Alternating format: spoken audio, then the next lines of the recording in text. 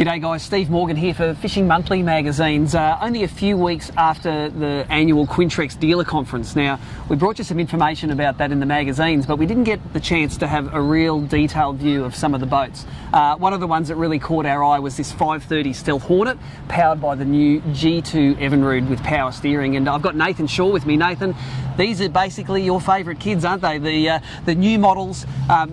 Tell us about this one. It's a great looking boat. Yeah, okay, absolutely. You're right, it is one of my favourites. It's such a good fun boat to drive. The Stealth Hornet is essentially a development of the Hornet series that we've had for a long time, and everybody knows and loves. The major differences with the Stealth Hornet are the increase in casting deck space on the boat. The stories above the water, as you would say.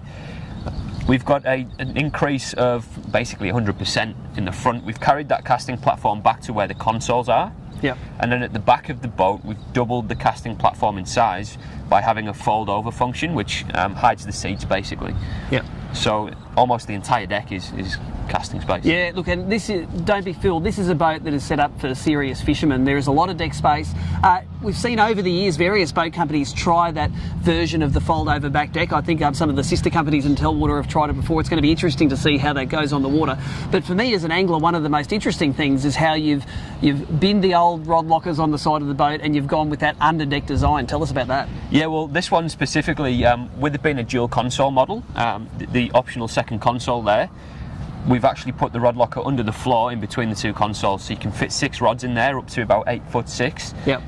It just makes it really handy to keep those expensive rods out of the way and stored away nicely. I've noticed in previous Quintrexes I haven't been a real fan of trying to hold a lid up and get a rod in at the same time, because you seem to need 3 hands to do it, and I hope this sort of solves that problem. My initial impressions are this thing does have a lot of space and a lot of under deck space, and I know anglers like me that like taking a lot of gear out on the water, we always want somewhere to put it, because at full speed it isn't going to stay on the deck.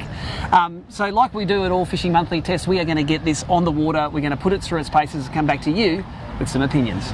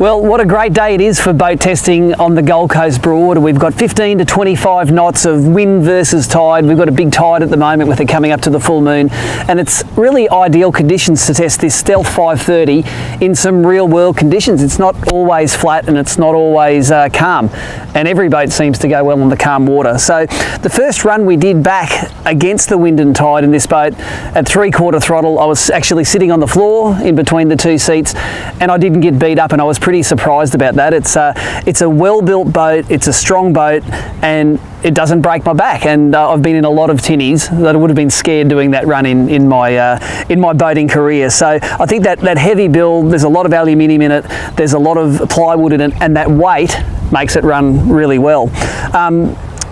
The low-end torque of this G2 makes this a real sports car to drive as well.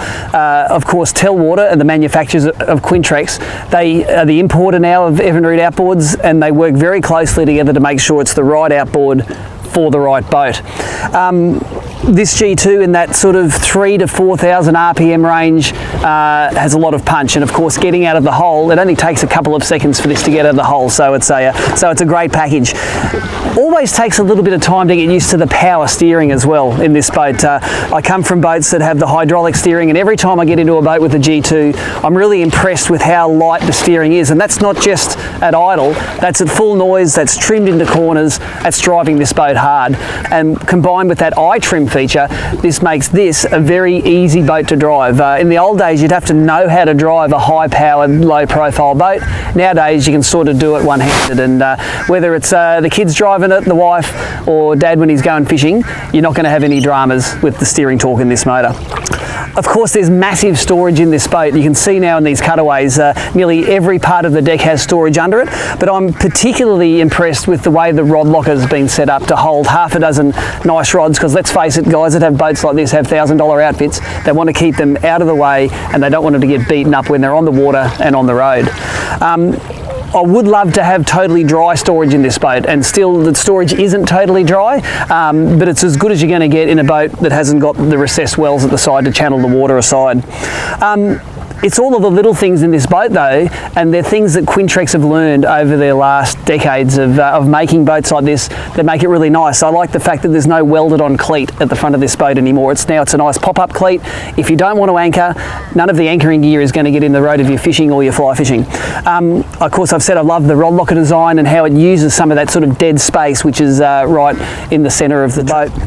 I love the fact that the R&D guys have positioned that 24-volt battery system forward where it needs to be on this hull. That gets the steep entry working for you, and it makes it ride softly, this boat. If those two batteries in the back, she'd be very loose up the front, and you would have to have some driving skill to drive her dry. And I love the fact that the back deck doubles in size when you fold those front seats over. So when you stop to fish, you can easily fish two people on the front deck, and whoever's in the bad books gets to fish in the back, but at least they've got some deck space to fish on, and it's a decent amount of space as well. When you're at the helm, I love the two little glove boxes which sit underneath. Usually tinnies struggle for a place to put your keys, your mobile phone, your wallet, all the things you don't want to drown, but this has got two of those storage areas, and it uses some of that dead space which is above your knees. I really like that. And of course I love the fact that you can flush mount a 12-inch LCD sounder in the dash. Sounders that hanging out on ram brackets, not big on those. They hang out the side of your boat, they can catch on structure as you're going past it. Anything which is flush mounted gets a tick in my books. Indicative pricing for this from Caloundra Marine in Queensland, you can pick one up for just under $50,000, $49,790. That's a base model that you can then option up from there. But if you want more information on the hull, the motor, the Quintrex trailers, go to quintrex.com.au. Till next time, this is Steve Morgan checking out from the Gold Coast Broadwater.